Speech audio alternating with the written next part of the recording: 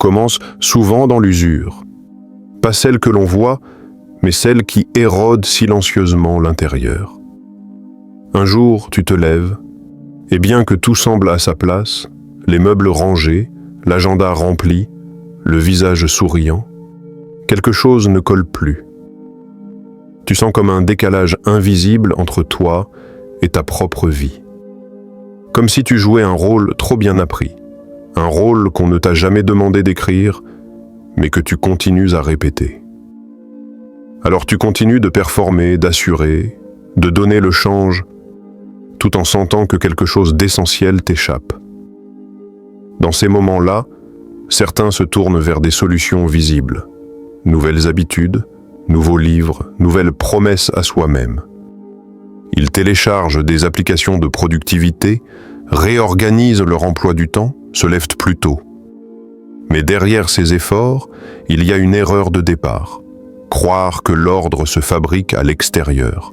Or, le vrai ordre commence là où personne ne regarde. Il commence dans le silence. Ce silence presque inconfortable qui surgit lorsqu'on cesse de se distraire. C'est là, dans cet espace brut, que commence l'organisation véritable de ta vie. Et pourtant, c'est aussi l'endroit que la plupart évitent, parce que dans le silence, on ne peut plus tricher. Il n'y a ni likes, ni regards, ni applaudissements. Il n'y a que toi et ce que tu ressens vraiment. Organiser sa vie, ce n'est pas se réinventer aux yeux des autres. C'est se retrouver à l'abri de tout jugement, même du tien. C'est avoir le courage de te regarder sans phare et de dire « voilà où j'en suis. Voilà ce que je porte. Voilà ce que je fuis. » Carl Jung l'appelait le chemin de l'individuation. Ce n'est pas un parcours glamour. Il ne fait pas de bruit. Il ne cherche pas à convaincre. C'est une révolution intérieure, sans drapeau ni slogan. Et elle commence souvent par une sensation confuse, celle d'avoir perdu le fil de soi-même. C'est une sensation sourde, difficile à expliquer, mais tenace. Elle t'empêche de te réjouir, elle vide les moments simples, elle brouille ta clarté. Alors tu commences à te poser les vraies questions. Pas celles que l'on pose pour briller, mais celles qu'on chuchote dans l'obscurité. Qu'est-ce qui ne va pas alors que tout semble bien? Pourquoi est-ce que je me sens si loin de moi? Ces questions n'ont pas de réponse immédiate, et c'est ce qui les rend puissantes. Elles ouvrent une brèche dans le faux confort. Elles invitent à un mouvement lent mais irrésistible, celui de revenir à soi. Revenir à soi, c'est faire taire la panique d'avoir à tout contrôler. C'est comprendre que tu n'as pas besoin de corriger la surface, mais d'écouter les zones oubliées de ton être. Tu n'as pas besoin d'un plan parfait. Tu as besoin de silence. Car c'est dans le silence que les vérités remontent. Celles que tu as enfouies sous les obligations, les habitudes, les faux semblants. Et elles ne remontent pas pour te faire mal. Elles remontent pour te libérer. Il n'y a pas de guide universel pour ce retour. Il n'y a pas de mode d'emploi. Il y a une décision intime, presque invisible, que personne ne voit. Celle d'arrêter de fuir. C'est un choix que tu fais seul, mais qui résonne dans toute ta vie. Et ce choix ne crie pas. Il ne se partage pas forcément. Il ne se valide pas. Il se vit. Ceux qui choisissent ce chemin changent de façon étrange. Ils parlent moins, observent plus. Ils ne cherchent plus à convaincre. Ils cherchent à comprendre. Leur transformation n'est pas spectaculaire, mais elle est réelle. Elle se lit dans leurs yeux, dans leur silence, dans la paix qu'ils commencent à dégager. Et souvent, ils n'ont plus besoin d'expliquer. Parce qu'ils n'ont plus besoin d'être compris. Ils sont simplement présents, alignés, en train de revenir doucement chez eux. À l'intérieur, il y a une étrange forme de courage dans le fait de ne plus vouloir impressionner. Pas celui qu'on affiche avec fierté, mais celui qu'on vit en silence, quand on commence à dire non sans justification, quand on se retire doucement de certains jeux de rôle sans faire de bruit. C'est un détachement qui ne vient pas de la lassitude, mais d'un sursaut de vérité. Tu réalises que tu n'as plus envie de faire semblant, plus envie de prétendre que tout va bien quand ton âme crie en sourdine depuis des années. Il est étrange de découvrir que la douleur que tu portes n'est pas là par accident, mais qu'elle te parle. Et qu'en refusant de l'écouter, tu l'as laissée s'enraciner. Jung le disait clairement, ce que tu refuses de regarder en toi, la vie le transforme en destin. Tu peux l'appeler coïncidence, malchance, répétition, mais au fond, ce sont les échos de toi-même que tu retrouves dans chaque impasse. Et ce n'est pas une punition. C'est un appel. Quand tu t'éloignes de toi depuis trop longtemps, le chaos se charge de t'indiquer le chemin du retour. Il se glisse dans les relations qui te blessent à répétition, dans la fatigue qui ne part jamais, dans les émotions que tu ne comprends pas mais qui reviennent en boucle. Ce ne sont pas des accidents de parcours. Ce sont des messages. Des fragments d'ombre, comme les appelait Jung, qui cherchent à être intégrés, non rejetés. Et il faut du courage pour les regarder. Parce que l'ombre, ce n'est pas seulement ce qu'il y a de sombre en toi. C'est aussi tout ce que tu n'as jamais osé être. Ta vulnérabilité, tes colères étouffées, tes désirs trop longtemps réprimés, tes faiblesses cachées sous des armures de contrôle. L'ombre, ce n'est pas le mal en toi. C'est ce qui est resté dans l'oubli. Et tant que tu ne lui tends pas la main, elle dirige ta vie en silence. Le chaos n'est donc pas ton ennemi. Il est le miroir de ton désordre intérieur. Quand tu vis dans un espace encombré, dans une routine désalignée, dans une agitation permanente, ce n'est pas parce que tu manques de volonté. C'est souvent parce que tu refuses de ressentir. Et ressentir, aujourd'hui, est presque un acte subversif, car tout dans ce monde te pousse à rester occupé, distrait, disponible pour tout sauf pour toi. Mais tu n'es pas une machine. Tu es un être fait d'ondes, de douleurs anciennes, de rêves avortés et de trésors enfouis. Et quand tu cesses de te fuir, tu découvres que la paix n'a rien à voir avec ce que tu possèdes. Elle vient lorsque tu arrêtes de t'éloigner de ce que tu es. Elle commence là où tu acceptes de ressentir ce que tu n'as jamais voulu ressentir. Il n'y a pas de raccourci ici. Tu peux lire tous les livres, écouter tous les podcasts, méditer en suivant toutes les applications, mais tant que tu n'oses pas t'asseoir seul avec ce que tu ressens, tu passeras à côté de toi-même. Et ce n'est pas une question de manque d'outils, mais de présence. Une présence qui ne cherche pas à comprendre tout de suite, mais qui accepte d'être là, dans l'inconfort s'il le faut. Et plus tu restes, plus quelque chose commence à se réorganiser. Ce n'est pas spectaculaire, ce n'est pas visible, mais c'est solide. Lentement, tu n'es plus ce courant qui s'agite dans toutes les directions. Tu deviens un point fixe, un centre. Tu ne réagis plus de manière compulsive. Tu commences à répondre depuis un lieu plus profond. Et sans avoir changé ton décor, tu as commencé à transformer ton monde. Il existe un moment précis, souvent invisible, où tu cesses de vouloir être compris. Ce n'est pas un repli sur soi. Ce n'est pas de l'indifférence. C'est une maturité étrange, silencieuse, qui arrive quand tu comprends que ton chemin intérieur n'a pas besoin d'approbation pour exister. Tu ne ressens plus le besoin d'expliquer pourquoi tu changes, pourquoi tu refuses certaines invitations, pourquoi tu mets fin à certaines dynamiques qui semblaient te définir depuis longtemps. Tu te retires non pas parce que tu n'aimes plus les autres, mais parce que tu apprends enfin à t'aimer toi-même. C'est dans ce repli choisi que tu retrouves la musique du silence. Un silence qui, au début, t'effraie. Il n'a rien d'accueillant. Il te confronte. Il te tend un miroir où tu vois ce que tu évitais. Tes contradictions, tes vérités inavouées, tes dépendances affectives ou émotionnelles. Il te prive du vacarme des excuses. Il t'arrache aux habitudes anesthésiantes. Il t'oblige à entendre ce que ta vie essaie de te dire depuis longtemps. Tu n'as pas besoin de paraître fort, tu as besoin d'être vrai.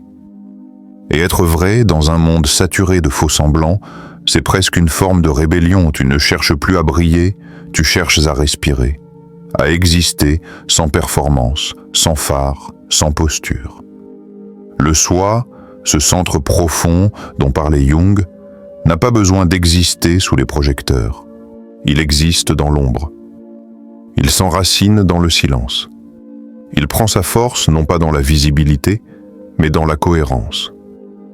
Ce que tu dis, ce que tu penses, ce que tu ressens et ce que tu fais commencent enfin à s'aligner. Et cette cohérence n'a pas besoin de discours. Elle rayonne sans bruit. Le monde extérieur, lui, ne comprend pas toujours cette transition. Il la juge comme froideur, retrait, égoïsme même. Mais c'est seulement parce qu'il est habitué aux excès. Excès de démonstration, excès d'attente, excès de dépendance mutuelle. Lorsqu'un être commence à vivre selon son axe, il dérange. Pas parce qu'il fait du mal, mais parce qu'il ne joue plus le même jeu. Et tu ressens cette fracture. Tu la vis dans les silences qui s'installent dans certaines conversations, dans les distances qui naissent sans dispute, dans les regards qui ne te reconnaissent plus. C'est le prix de l'individuation. Tu n'es plus celui qu'on attendait, tu deviens celui que tu es. Tu ne réponds plus aux attentes, tu réponds à un appel plus profond. Et cette voix intérieure que tu avais étouffée si longtemps devient ton guide. Alors oui, c'est inconfortable. Il y a des jours où tu doutes, où tu aimerais redevenir celui ou celle d'avant, juste pour ne plus porter cette solitude nouvelle. Mais tu sais au fond que ce serait trahir quelque chose de sacré. Parce que tu n'as pas changé pour plaire, tu as changé pour ne plus te trahir. Et cela transforme tout, même les détails, les conversations, les lieux que tu fréquentes, ce que tu laisses entrer dans ton esprit. Ce n'est plus une question de discipline, c'est une question d'hygiène intérieure. Peu à peu, tu t'étonnes de la légèreté qui revient. Tu fais moins, mais chaque chose semble porter plus de sens. Tu parles moins, mais chaque mot pèse juste. Tu simplifies ton quotidien non pas par minimalisme esthétique, mais parce que tu n'as plus envie d'encombrer ton âme. Tu choisis le silence non par manque, mais par choix. Parce qu'enfin, il devient ton espace de vérité, ton refuge, ton terrain de reconstruction. Ceux qui passent par cette phase ne reviennent jamais vraiment en arrière. Pas parce qu'ils s'en sentent supérieurs, mais parce qu'ils ont goûté à une paix différente. Une paix qui ne dépend de rien d'extérieur. Une paix qui n'est simplement de la fidélité à soi. Les premiers instants du jour possèdent une magie secrète que beaucoup ont oubliée. Avant même que les bruits du monde ne prennent leur place, avant que ton téléphone n'éclaire ton visage ou que le flot d'attente ne t'engloutisse, il y a un espace fragile entre le sommeil et la veille.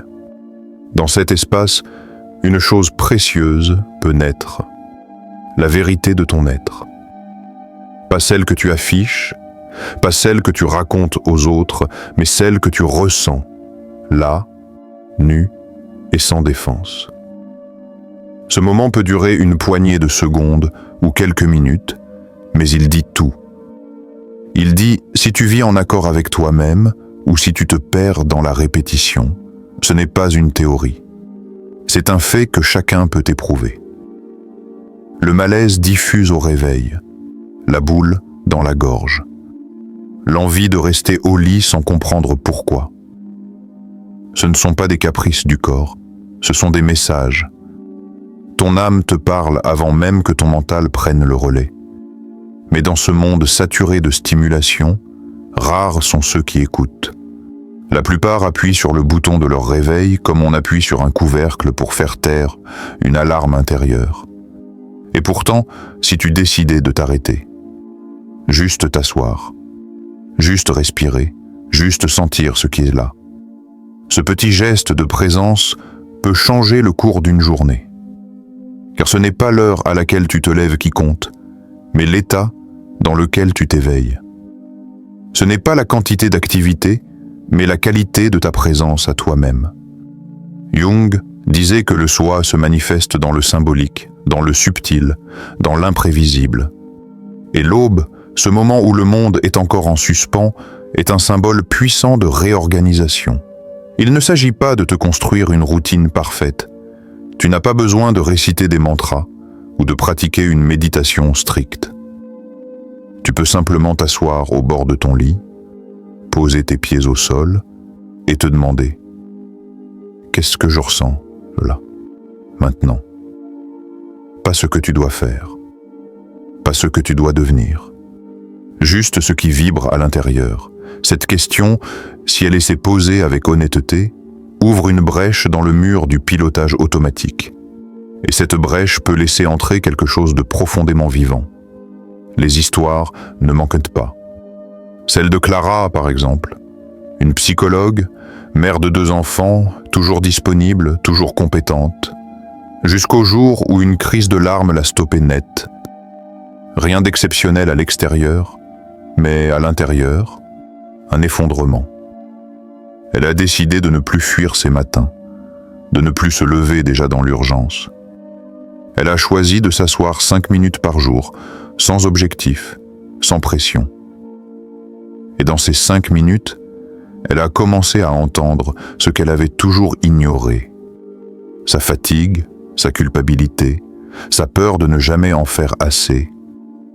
C'est dans ce petit espace de silence qu'elle a commencé à reprendre possession de sa vie. Car la vérité, c'est que ce n'est pas le monde qui te déconnecte de toi. Ce sont les micro-gestes répétés jour après jour, sans conscience. Boire un café en pensant à 1000 choses. Répondre à des messages avant même de sentir ton souffle. T'agiter dès le réveil comme si la journée était une menace. Cette agitation, même si elle est valorisée par la société, t'enlève la possibilité de choisir ta direction. Tu réagis, mais tu ne réponds plus. Et c'est là que réside la différence essentielle. La réactivité te coupe de toi, la réponse te relie. Mais pour répondre, tu dois d'abord écouter. Tu dois d'abord être là. Pas dans une version idéalisée de toi-même. Dans la version présente, réelle, peut-être fatiguée, mais sincère. Et cette sincérité silencieuse, quand elle devient quotidienne, transforme tout. Elle ne fait pas de bruit, mais elle réorganise la structure entière de ton existence. Une respiration à la fois. Il y a dans chaque vie un point de rupture invisible. Ce moment où tu ne peux plus continuer comme avant, pas parce que tu manques de force, mais parce que ton âme ne le permet plus. Tu vis, tu fonctionnes, tu fais ce qu'on attend de toi. Et pourtant, à l'intérieur, quelque chose se crispe. Une tension chronique, un vide qui ne se comble plus, une impression sourde de marcher dans un couloir sans fin. Et ce n'est pas toujours spectaculaire.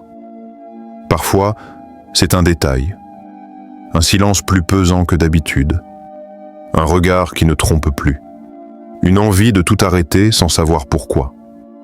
Ce sont des appels. Et ces appels, si tu les ignores trop longtemps, deviennent cris, rupture, maladie ou épuisement. Carlos, par exemple, n'a jamais manqué à ses responsabilités. 35 années dans la même entreprise. Une vie stable, structurée, sans éclat.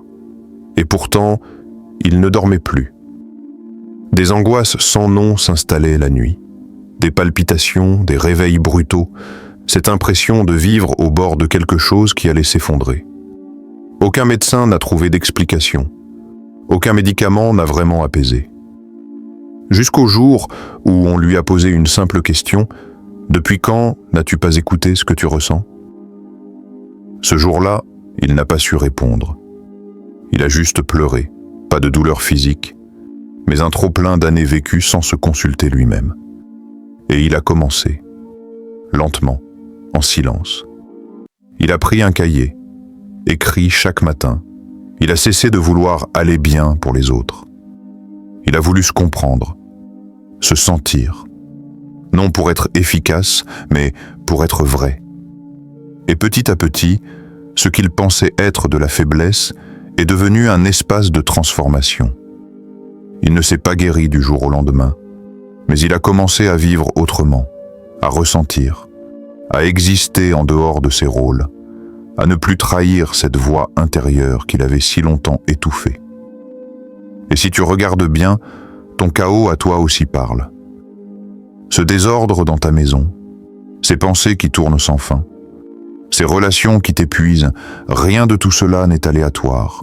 Tout est reflet de ce qui attend d'être réorganisé en toi. Jung disait que l'âme ne crie pas avec des mots. Elle crie avec des symboles, des répétitions, des sensations.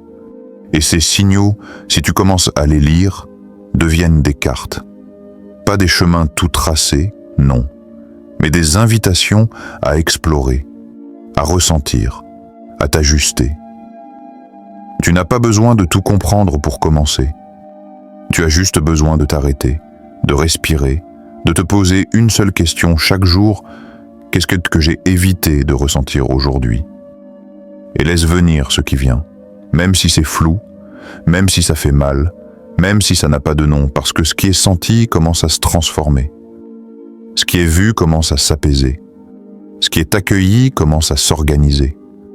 L'intérieur modèle l'extérieur. Alors, même si le monde est bruyant, même si tout semble te pousser à performer, tu peux choisir une autre voie. Une voie plus lente, plus silencieuse, mais infiniment plus profonde. Cette voie ne sera pas toujours comprise. Tu perdras des repères, peut-être des personnes, mais tu gagneras quelque chose de bien plus précieux, toi-même.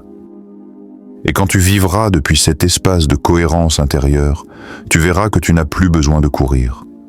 Tu n'as plus besoin de prouver. Tu n'as plus besoin de fuir. Tu n'as plus besoin d'être parfait. Tu as juste besoin d'être en paix. Et cette paix, elle ne se réclame pas. Elle ne s'impose pas.